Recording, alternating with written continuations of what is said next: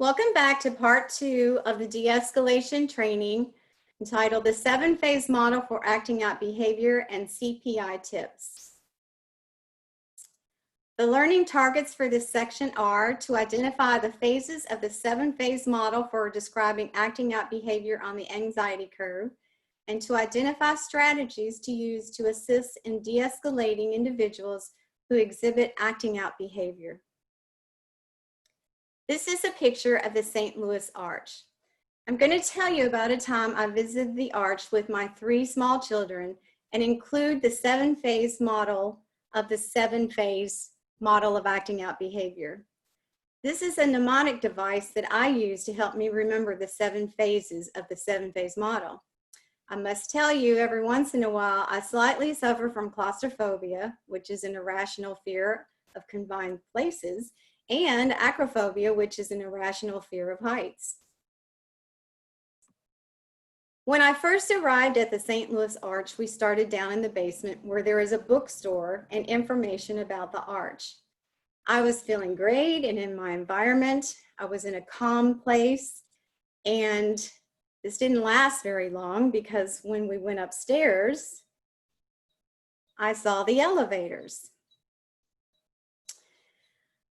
I got into the elevator. Well, actually, before I even got into the elevator, I noticed that it was a tiny little space where we were going to be cramped in for a long ride going up to a tall part of the building.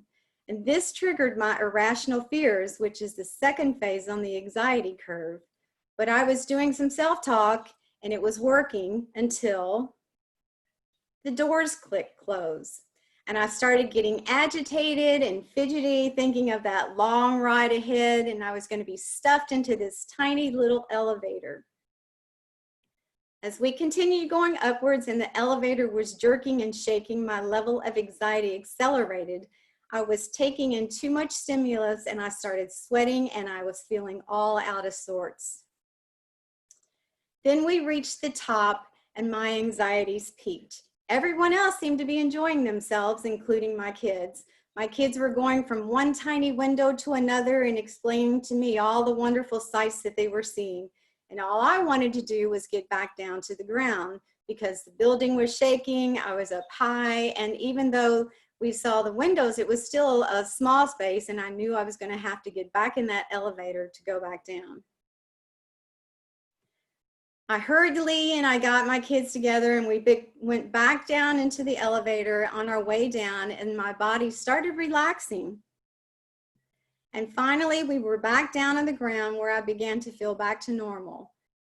So I'm going to briefly go through the 7 phases and explore what they look like, the focus for the staff, and strategies for managing and acting out individual that you believe may be in one of these phases. Phase 1, calm. This is the phase where we want our students and staff.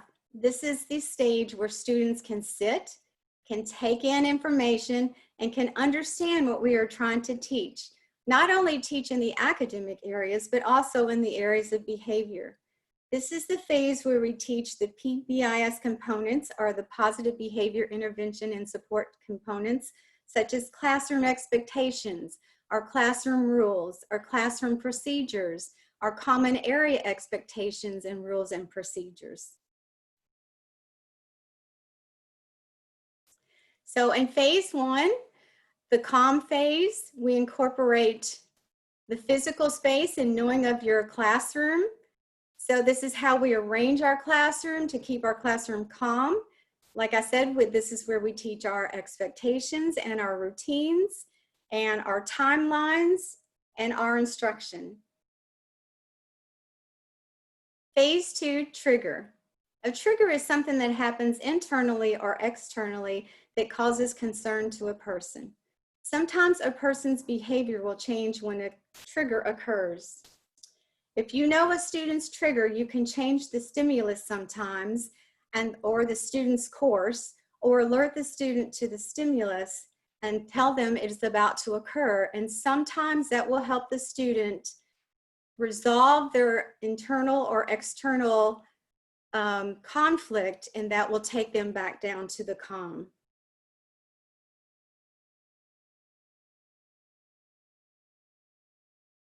The focus of the staff at this point is to focus on prevention and redirecting the student's behavior.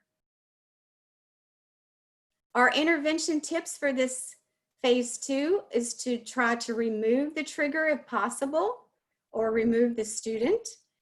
Use behavior momentum to shape the behavior, and you want to do this in small steps and small efforts, and remind students of rewards if you have rewards available, or if the student knows of the rewards ahead of time and what is to be rewarded, and remind the student to use replacement behavior skills. Phase 3, the student becomes agitated and is increasingly unfocused and upset, and may exhibit avoidance or challenge adult authority.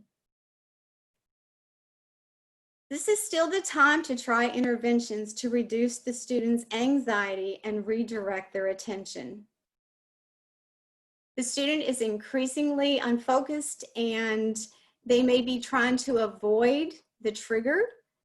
And like I said previously, they may challenge you or they may challenge another adult.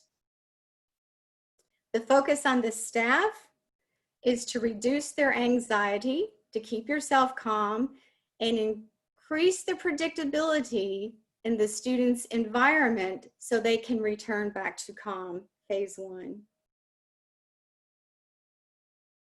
The interventions that you can try during the phase 3 is to use non-confrontational, non-verbal behavior. So you want to keep your physical being as calm as possible and use a pleasant face. You want to break down the directions into smaller steps. So you might want to redirect the child to see if you can get them just to answer one question, or just to breathe, or just do one small step to try to break down their anxiety and get them back to a calm state. You want to use directions like, can you please start? Whatever it is, the small step you want to use, instead of using directions like, stop doing that.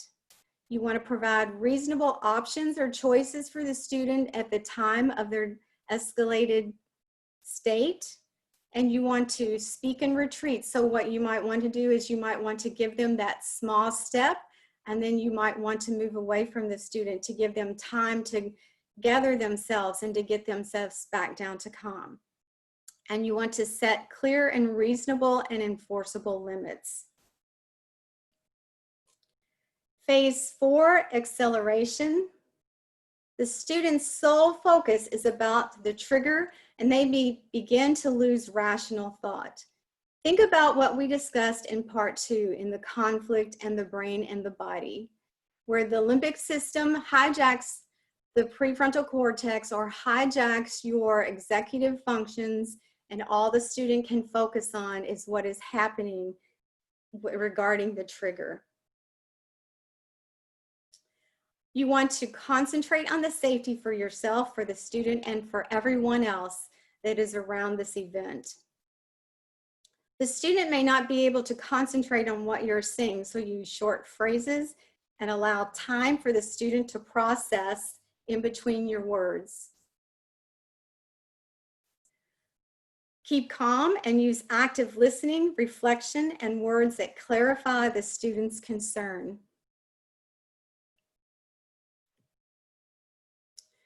You want to use this not as a teachable moment, but as an opportunity to allow the student to try to gather themselves and go back to their calm state. Phase 5, the peak. The student's behavior may be out of control and they may exhibit irrational or dangerous behavior. For safety reasons, you may need to focus on crisis intervention procedures at this point.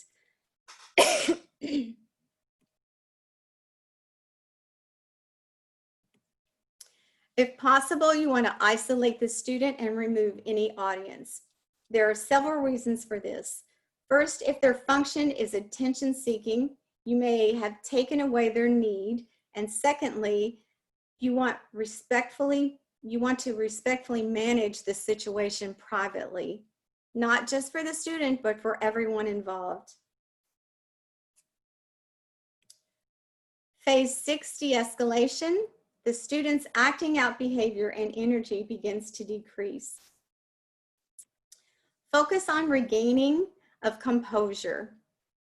You've already seen the student vent with their acting out behavior. Their energy level will begin to drop.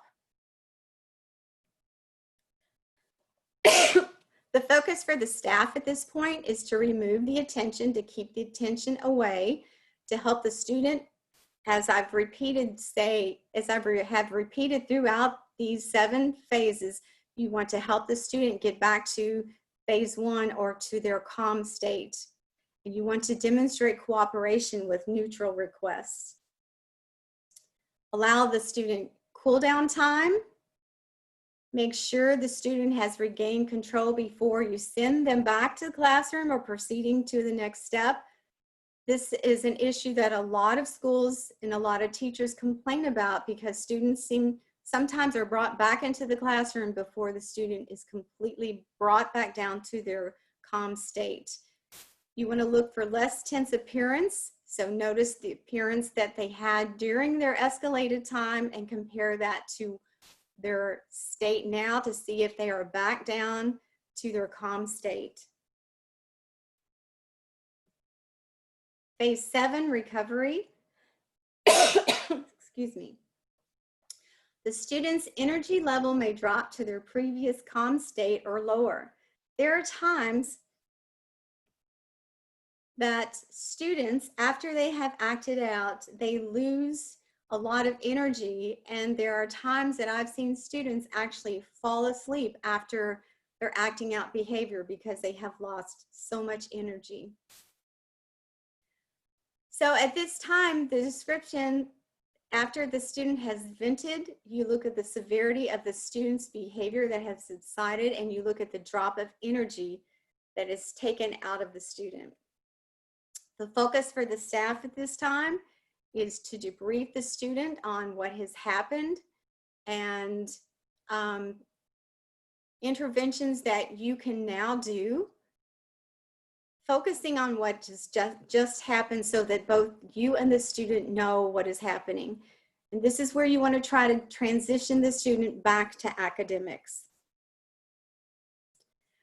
You have already debrief the student and you have let them know of some interventions that you might want to try. You might want to start with some restorative practices. You might want to help the student problem solve and develop a plan that this student can use in case that trigger happens again in the future, which would better prepare the student for different behavior. And always remember to document the event.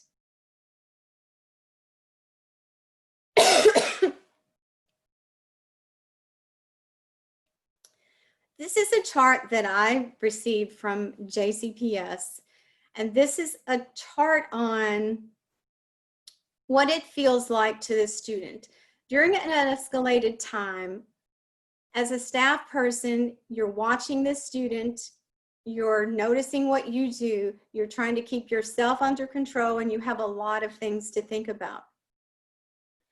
This chart tells us what it feels like for a student. A student actually supplied the answers for this. So when they were in phase 1, this student said that they looked quiet to everyone else and that they felt like they were shy. When the trigger happened, they said their stomach started to turn over and that the devil was telling them to do things in their head. During phase 3, agitation, they started walking around the room. They were clenching their fists in their jaw, they were crying, and they were jittery. So those are the physiological things that the student was doing, clenching their fist, crying. Think of the brain and the body changes. But inside, it felt like they couldn't concentrate and they were angry. When they moved to stage 4, the acceleration, they were sweating, they were yelling, they were loud, their fists were still clenched, but inside they felt sick. When they reached the peak of their acting out behavior, they were swearing, they were mean to people, they were hitting people, biting people, and they were destroying property. But inside, what was going on with that student is they felt sick, their stomach was turning, their head was hurting. They said they were seeing too much and their eyes were wide open. So if you concentrate on what the student is feeling here, you can see the brain and the body is changing, their behavior is changing, it is controlled by some of that limbic system and the takeover of the prefrontal cortex or the executive functioning.